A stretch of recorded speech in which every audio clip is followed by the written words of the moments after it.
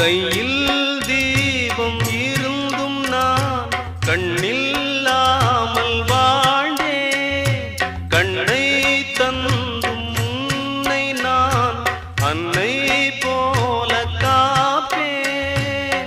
வாழ்க்கையின் பள்ளியில் என்னை சேர்த்தவா,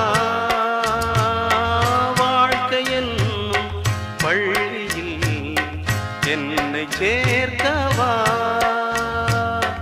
விழிகள் ரெண்டும் பள்ளிக்கூடம் தொடங்கு கண்ணா, புதிய பாடம் மடியில் சாய்ந்து படிக்க வேண்டும்.